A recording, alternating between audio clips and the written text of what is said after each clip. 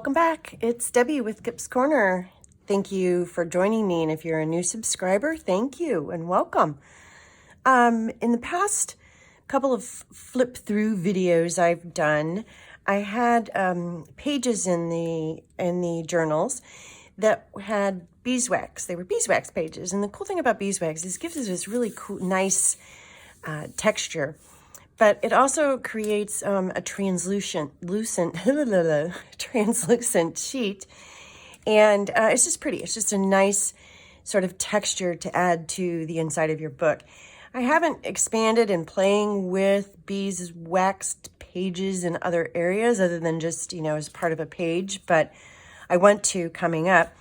So I'm going to wax a couple of pages. And I had mentioned last time that I'd come up with a couple of different ways that it can be done. And they pretty much are all involve the same thing, which is getting the beeswax hot and soaked into the paper. So however means you use, the first thing I'm going to do is I'm going to show you, this is a little craft iron. Isn't it just too cute? It's like smaller than my hand.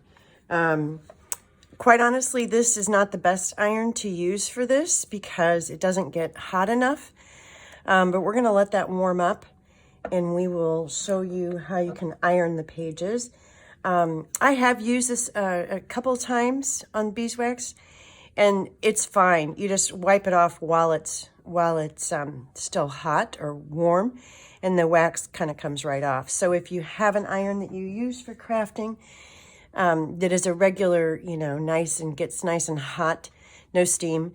That's probably the ideal scenario as far as an iron goes.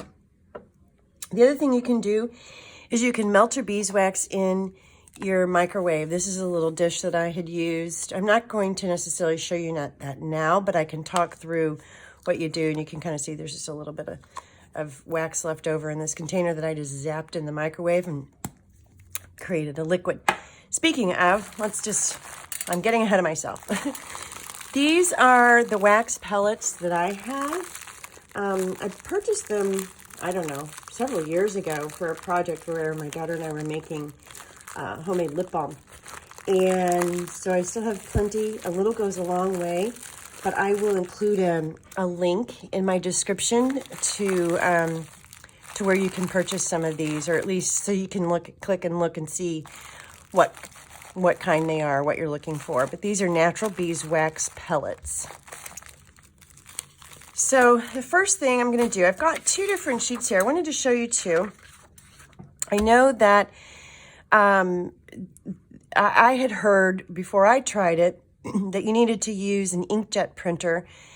And at the time, my inkjet printer wasn't really working very well. So I tried laser and it worked.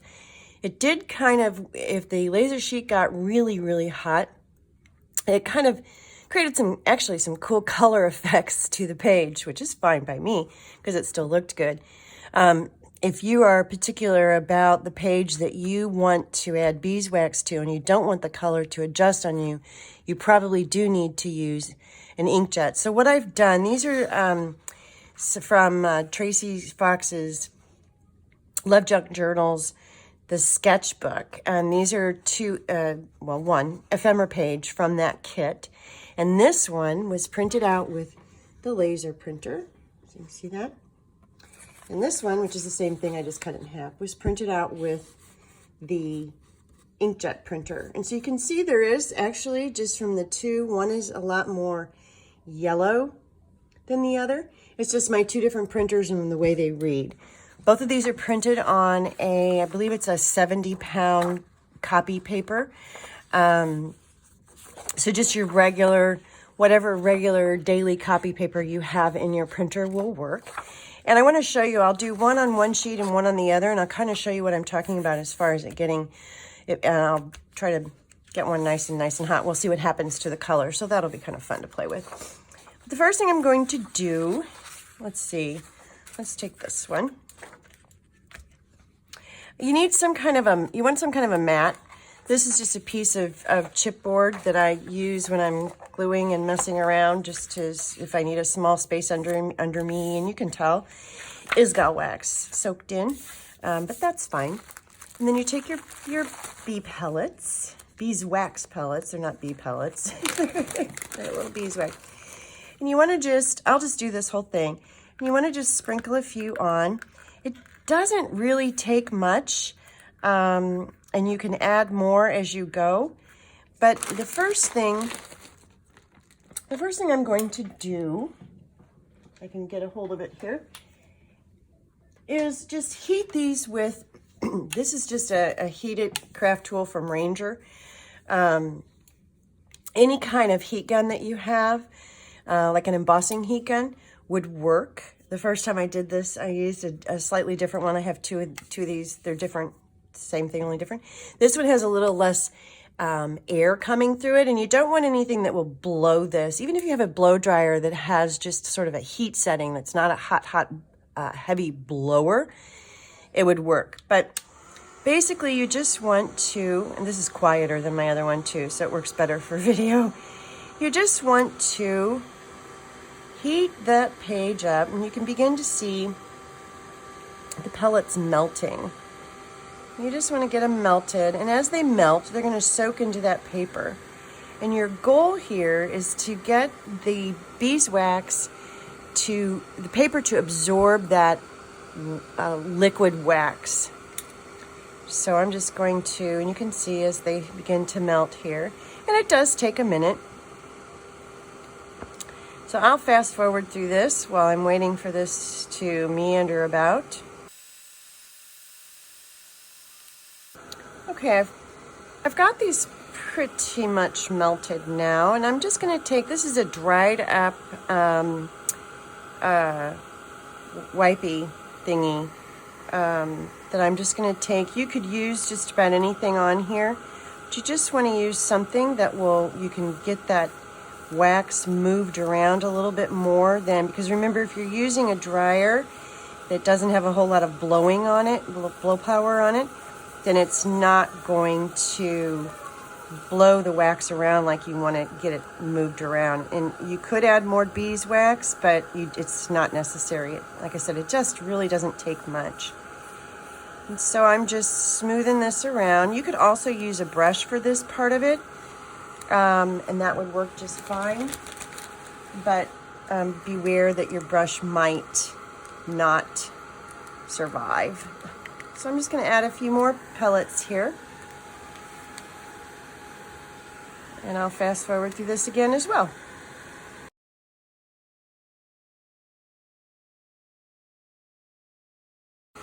Okay, once you've got everything melted and it looks like you've soaked in nicely, you want to begin then wiping off your excess. So I just take a new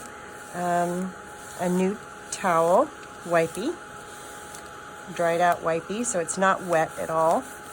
And just keep kind of wiping on here until it feels like it's dry, it's smooth. There's no big chunky pieces of wax anywhere, and all of the wax is absorbed into the paper. So, and you want to be careful here not to burn your fingers because you've still got the heat going. So I'm going to turn that heat off while it's hot and just give it a good wipe down while it's warm. And that gets it nice and smooth.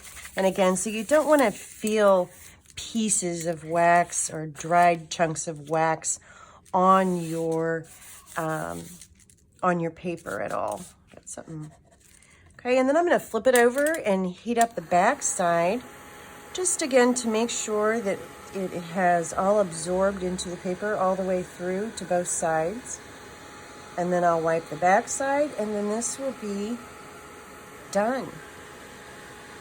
We'll flip it over and we'll take a look and see what it looks like.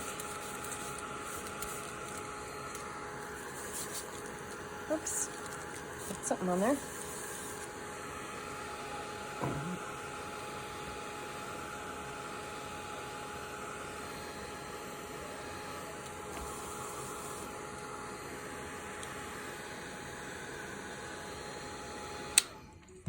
Give it another go through here.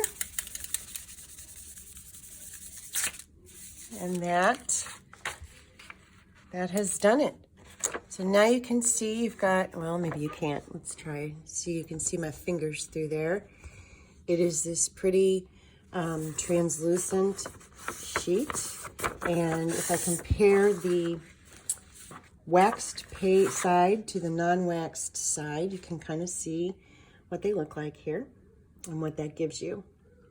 And in this case, the color really hasn't changed much other than one, you know, has gotten translucent and one is not. You can see the difference there and there. Okay, that's that one. So next up, I'm going to do the same thing, except I'm going to use sheets from, this is the laser print. I'm going to cut it in half again, just like I did the first one, except we'll use the other half this time. And on this one, I think what I'll do, let me get this out of the way. I think what I'll do is use the iron. And again, keep in mind that my craft iron is just not, it just doesn't get that hot. I don't know if it's a lemon or what the deal is, or if it's just nature of the beast, but it just doesn't get that hot. But a regular iron, particularly if you've got one that you use for crafting, is going to do a much, much better job for you than what you're about to see here. But basically on this one, hang on, let me just take a drink here.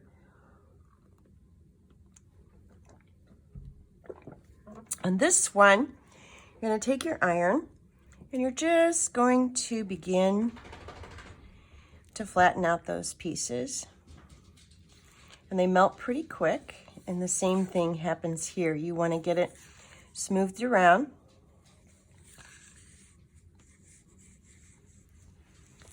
And you want to move those pellets, those hot pellets, move that wax around to where you're getting it all over whatever your page is. Now this method is quicker. Definitely quicker. Because you don't have to wait for the blow dryer or the heating unit, whatever that's called. You don't have to wait for that to heat up, melt your pellets, because the iron does pretty much get them melted pretty quick. So I'm just going over this. Not using any parchment or anything to protect the iron, because you really, I found that with these, the iron just wipes right off. I think I said that already. So just gonna go over this again. And I'm gonna kind of scoot that heat off. While it is wet or hot, same thing, I wanna wipe excess off, because again, you don't want, clumpy pieces of wax on here. And when you're wiping, if you can see your wipe marks in here, then you probably have too much. So I'm gonna go ahead and heat this way, just to get that wax melted again. When I used the iron before, this is what I did too. I did it this way. So either way, either method, a heat gun is really a nice little tool for this particular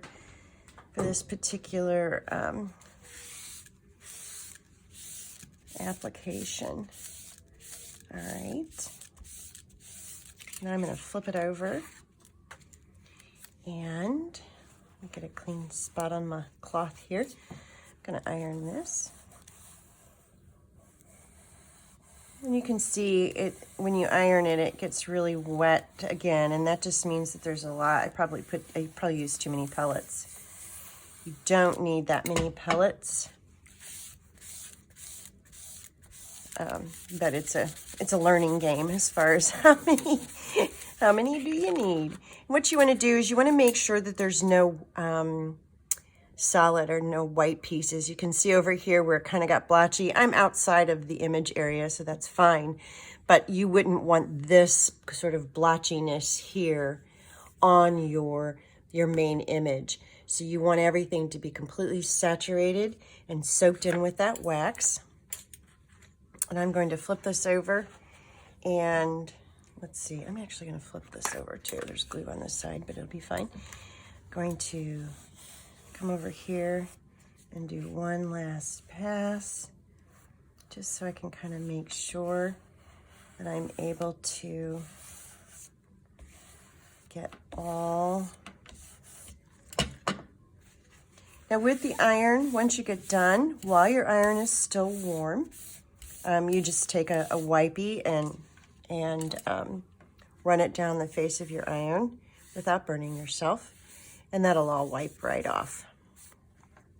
Again, if it's your clothes iron, don't know that I would recommend it, but but it works for this purpose. As I said before, my iron is just not, I mean, obviously it's hot enough to melt the beeswax, but it's not really hot enough to get in there and get down to the nitty gritty like I want to. So I'm going to go ahead and add some more heat to this. And I can still see wet spots, so that tells me that there's still some that's not really absorbed into the paper nicely. So I'm going to do another round of wiping.